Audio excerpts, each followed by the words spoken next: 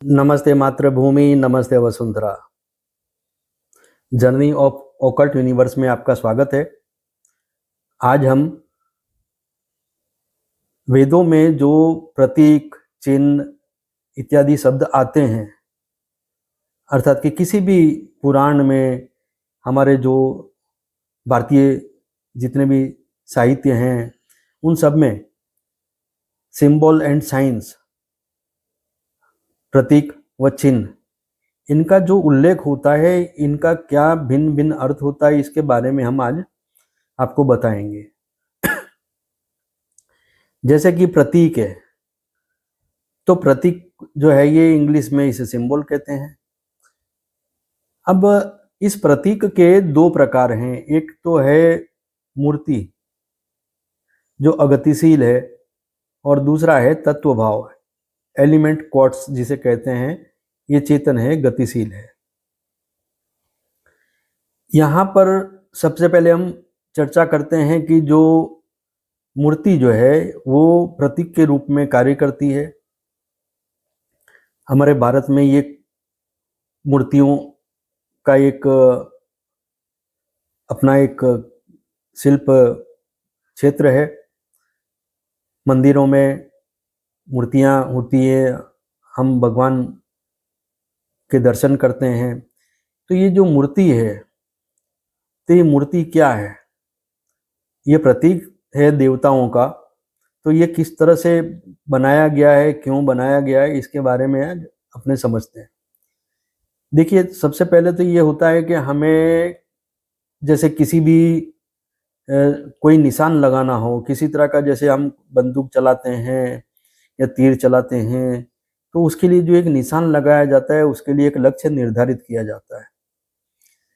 तो हमारे दृष्टिपात का जो लक्ष्य है, अर्थात कि जो हमारे मन में ईश्वर के प्रति जो एक समर्पण है, हमारा जो भारत है वो मोक्ष की धरती कहा जाता है। तो यहाँ पर हमारा जो अध्यात्म चिंतन का जो हमारा एक क्षेत्र है, उसमें अपने आप को एकाग्र करने के लिए भगवान की फोटो या भगवान की मूर्ति का उपयोग किया जाता है। दावे के साथ तो कोई ये नहीं कह सकता है आज के युग में कि भगवान का इस तरह का कोई रूप है, लेकिन हाँ, ऋषि मुनियों ने जो कुछ भी बताया है कि भगवान के कुछ आकार इस तरह के हैं, तो उसके आधार पर ही मूर्तियों का एक निर्माण होता है। और मूर्ति को ईश्वर की भक्ति के लिए एक केंद्र बनाया जाता है कि उस मूर्ति के प्रति हम अपना समर्पण रख करके, उस मूर्ति के प्रति हम अपने आप को बांध करके, उस मूर्ति के प्रति हम अपने ध्यान को एकाग्र करके हम परमात्मा में लीन होने की कोशिश करेंगे, परम तत्व की साधना करेंगे। तो ये जो है, ये एक एकाग्रता का साधन है। और मूर्ति जो है ये परम तत्व परमात्मा का एक तरह का स्मृति चिन्ह है। ये हमारे आकर्षण का केंद्र है। मूर्ति जो है ये सौंदर्य मूर्ति, शिल्प की मूर्ति, जो हम उपनाम जैसे देते हैं कि भाई कोई फला खूबसूरत स्त्री है तो सौंदर्य की मूर्ति है, कोई खूबसूरत बड़ा ही सुंदर आकर्षक युवक है तो बड़ा ही सौंदर्य मूर्ति है। तो ये जो है एक प्रतीक हम कहते हैं। हमारा जो भारत है, इसमें मूर्ति पूजा का एक महत्वपूर्ण क्षेत्र है। हमारे भारत में विशेष तौर पर मूर्ति पूजा का बहुत ही ज़्यादा प्रभाव है। हम विशेष तौर पर देखते हैं कि आज से कई सालों पहले जो राजा हुए, उन्होंने कई मंदिर बनाए, मंदिरों में मूर्तियां बनाई है। तो ये जो मूर्तियां बनाई है, लोगों को अपना ध्यान एकाग्र करने के लिए, धर्म के प्रति, वैराग्य के प्रति, परमात्मा के प्रति एकाग्र होने के लिए ये मूर्ति का एक आविष्कार किया गया है, अर्थात कि मूर्ति को अस्तित्व दिया गया है। दूसरा आता है कि तत्व भाव। अब ये प्रतीक का जो दूसरा बिंदु है, तत्व भाव, इसे हम कहते हैं एलिमेंट क्वार्ट्स। अब ये जो है यहाँ पर देखिए चिन्ह है, शब्द है, अक्षर है, स्वर है, संकेत है, और जिन भावों निर्देशों को व्यक्त करते हैं वह अर्थ है। जैसे ध्वनि, रेखा चित्रण, इशारा यानी जो हम संकेत करते हैं, और मंत्र जो शब्दों का नियमन है। जैसे मंत्र होते हैं, छंद होते हैं, दोहा है, चौपाई है, तुकबंदी है। तो ये सब जो है ये तत्व भाव है। तत्व भाव जो है इसका एक उदाहरण हम लेते हैं। जैसे कि कई बार हमारे सुनने में आता है कि कोई किसी को कह रहा है, भाई तुम बिल्कुल पोपट की तरह बात मत करो, तोता, ये तो तोता है। अर्थात कि वो किसी की बात को ज़्यादा से ज़्यादा दोहराता है, या फिर कोई एक बात को बार बार कहता है, रटते रहता है, और किसी बात को, किसी पद्धति को पकड़कर व्यक्ति उसी का अनुसरण करता रहता है। तो वहाँ पर उसके अविवेक की प्रतीति होती है कि ये व्यक्ति जो है इसका अपना कोई विवेक नहीं है, ये अविवेकी है। अर्थात कि अविवेक का अर्थ ये नहीं होता है कि इंसान जो है बदतमीज है, नहीं। अविवेक का अर्थ ये भी होता है कि व्यक्ति किसी काम को करने के लिए विशेष निपुणता लिए हुए नहीं है, यानी व्यक्ति में किसी प्रकार की विशेष निपुणता नहीं है। तो यहाँ पर भी ये अविवेक से संदर्भित होता है। अब यहाँ पर एक बात को समझना होगा कि जैसे कई बार ये होता है कि कहीं पर किसी व्यक्ति को कहा जाता है कि आप सच बोलो, कि आपने क्या देखा है या आपने क्या सुना है, लेकिन उसको किसी ने सिखा के भेजा है कि भाई तुमसे कोई कुछ भी पूछे तुमको यही बोलना है। तो यहाँ पर ये तोता जो है ये एक तत्व भाव को प्रदर्शित करता है, रिप्रेजेंट करता है, कि यहाँ पर वो बात आ गई कि व्यक्ति जो है अपने विवेक से काम नहीं ले रहा है, सत्य को सत्य नहीं कह रहा है, जो असत्य है उसको असत्य कहना चाहिए। लेकिन ये जो व्यक्ति है बस ये किसी बात को, किसी व्यक्ति की सिखाई हुई बात को दोहराया जा रहा है। तो यहाँ पर ये बात आ जाती है कि यहाँ पर ये जो अविवेक है, इस अविवेक को दर्शाया गया है तोता इस प्रतीक से। तो ये जो है ये तत्व भाव है, ये प्रतीक का एक दूसरा प्रकार है। एक प्रतीक तो ये है कि हम ईश्वर को मानते हैं, जैसे हम हनुमान जी को मानते हैं, तो शास्त्रों में जिस तरह का हनुमान जी का वर्णन किया गया है, अथवा तो जो भी ऋषि मुनियों ने या जिस किसी ने भी हनुमान जी के बारे में जो रूपरेखा नक्की की है, उसको हूबहू मूर्ति में ढालना, उस प्रकार की मूर्ति बना देना। तो ये तो हो गया, जो सिंबल है वो मूर्ति का हो गया, स्टेच्यू हो गया। और दूसरा है तत्व भाव, जो ये मैंने लिखा है एलिमेंट क्वार्ट्स, जो मैंने आपको बताया है कि किसी व्यक्ति को तोता का उपनाम दे देना, उसको एक आइडेंटिफिकेशन दे देना कि यार ये तो पोपट है, ये तो तोता है। तो ये जो है ये अविवेक का एक प्रतीक है। अब हम बात करते हैं कि जो चिन्ह है, साइंस है, और जो संकेत है अर्थात कि सिग्नल्स है। अब साइंस एंड सिग्नल्स, इन दोनों में क्या फर्क है? हम आए दिन सुनते हैं कि ये साइंस है, ये चिन्ह है, और ये संकेत है, ये सिग्नल्स है, हम आए दिन सुनते हैं। लेकिन इनका क्या फर्क है, क्या इनका प्रभाव है, इनके जो ये जो शब्द हैं इसमें क्या अर्थों की भिन्नता है, इसके बारे में हम बात करते हैं। जैसे पहला हम लेते हैं चिन्ह। तो चिन्ह जो है ये इस बात का संकेत होता है कि जैसे दूर कहीं पर धुआं दिखाई देता है तो पता चलता है हमको, हम समझ जाते हैं कि भाई ये वहाँ पर कहीं आग उपस्थित है, उसकी ये निशानी है, अर्थात कि ये चिन्ह है उसका कि वहाँ पर धुआं दिखाई दे रहा है। अर्थात कि धुआं वहाँ प्रदर्शित करता है किसको? आग को, कि वहाँ पर कहीं पर आग जल रही है।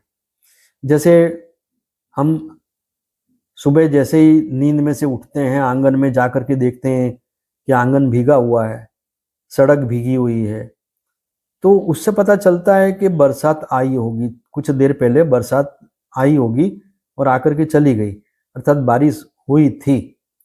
तो ये जो है इससे हमें मालूम पड़ता है कि ये वो चिन्ह हैं जो हमें बताते हैं कि अभी कुछ देर पहले बारिश हुई थी, इसीलिए ये सड़क भीगी हुई है, इसीलिए ये आंगन भीगा हुआ है।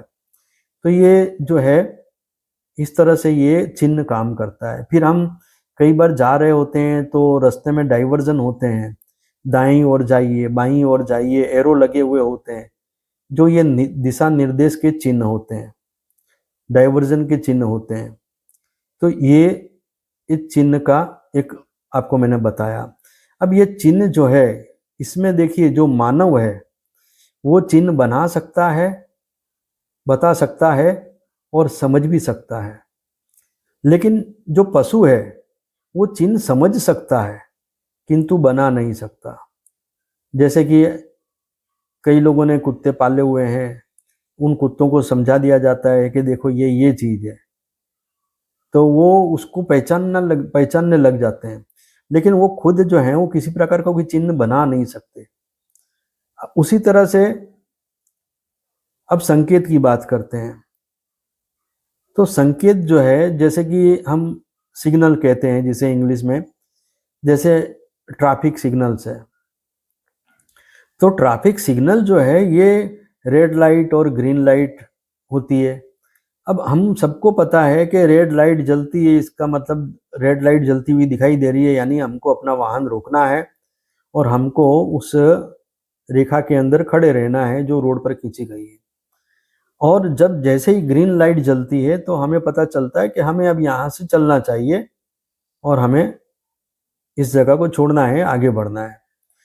अब ये ट्रैफिक सिग्नल जो है, ये रेड लाइट और ये ग्रीन लाइट, ये रेड लाइट है, इसको एक संकेत बनाया गया है कि जैसे ही लाल लाइट होती है आपको रुक जाना है और जैसे ही ग्रीन लाइट होती है आपको गति पकड़नी है।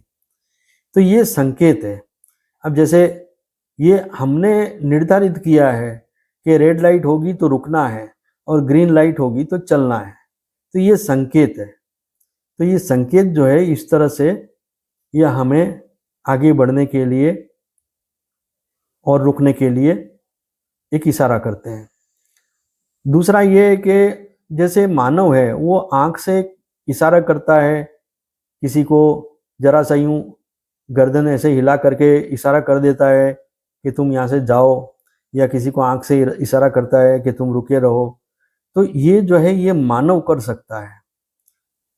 किसी अन्य माध्यम से भी मनुष्य जो है वो किसी तरह के संकेत को बना सकता है, दे सकता है, और किसी अन्य व्यक्ति ने संकेत दिया है तो उसकी पुष्टि करना, उसका समर्थन करना, अर्थात कि उसको मान जाना और मान करके समझ लेना, और जैसा सामने वाला कहता है उस हिसाब से हमें क्रिया करना।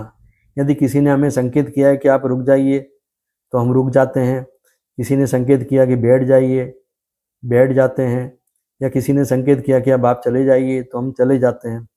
तो ये जो है ये हम मानवों का एक हिसाब किताब यहाँ पे संकेत से रिलेटेड है। अच्छा, अब हम बात करते हैं कि पशु की। तो जो पशु है वो संकेत को समझ सकता है किंतु अपनी बात और समझ को व्यक्त करने के लिए वो संकेत का उपयोग नहीं कर सकता। अर्थात कि पशु है, पक्षी है, वो किसी तरह के संकेत देने में या संकेत करने में कोई विशेष ट्रेंड नहीं होते। वो नैसर्गिक जो उनकी चेष्टा रहती है, नैसर्गिक चेष्टा जो है उनकी, वो एक अलग चीज होती है। तो नैसर्गिक चेष्टा को मैं समझा दूं कि जैसे क्या होता है कि किसी पक्षी के घोंसले में उसने अंडे रखे हुए हैं और वहां पर यदि कोई दूसरा कोई पक्षी आकर के बैठता है तो वो जोर जोर से चिल्लाना शुरू करेगा। तो उससे कोई व्यक्ति ये समझ सकता है कि पक्षी ने जहाँ पर अंडे रखे हुए हैं घोंसले में, वो वहाँ पर किसी तरह का खतरा महसूस कर रहा है, इसलिए वो इस तरह से उत्पात कर रहा है या जोर से चिल्ला रहा है। लेकिन वो पक्षी जो है या वो पशु जो है वो एक नैसर्गिक चेष्टा कर रहा है कि जो उसके जो उसका जो एक शरीर है, जो उसकी बॉडी है, जो उसको ब्रेन मिला है पशु पक्षियों को, उसके हिसाब से वो उनकी अपनी एक नैसर्गिक चेष्टा है। जैसे हमारी नैसर्गिक चेष्टा है, हम सांस लेते हैं, हमारी पलकें हम झपकाते हैं, तो ये हमारी एक नैसर्गिक चेष्टा है। तो यहाँ पर इस तरह से जो पशु पक्षी हैं, उनकी अपनी एक नैसर्गिक चेष्टा के हिसाब से वो कुछ संकेतों को समझते हैं या वो कुछ बोलते हैं जिसको हम संकेत मानते हैं, लेकिन वो किसी तरह का कोई संकेत बना नहीं सकते। तो ये तो बात आ गई कि संकेत जो है ये क्या किस तरह से काम करता है। पहले मैंने प्रतीक के बारे में आपको समझाया, मूर्ति और तत्वभाव के बारे में, और फिर ये चिन्ह व संकेत इसके बारे में समझाया। पौराणिक जो ग्रंथ हैं, जो वेद हैं, ओकल्ट साइंस जो है, इन सब में इन शब्दों का बार बार उपयोग होता है। उसी को समझना होता है कि कई बातें जो वेद में कही गई है वो प्रतीक के रूप में कही गई है। आने वाले हमारे वीडियो में जब हम वेदों के कुछ वाक्यों का उल्लेख करेंगे तो उसमें प्रतीक के रूप में ये कहा गया है, तत्वभाव ये है और चिन्ह ये है, संकेत ये है, इस तरह का हम एक उसमें चर्चा किया करेंगे। तो उसी के लिए ये वीडियो जो है प्रतीक का, चिन्ह व संकेत का क्या अर्थ होता है, क्या इनकी भिन्नता है, इसके बारे में मैंने यहाँ पर एक वीडियो बना करके रखा है। मैं आशा करता हूँ कि आपको ये जानकारी बेहद पसंद आएगी। आप हमसे जुड़े रहिए। इसी तरह के ज्ञान विज्ञान की बातों को जानने के लिए जर्नी ऑफ ओकल्ट यूनिवर्स में आप सब्सक्राइब करिए और देखते रहिए। धन्यवाद। नमस्कार।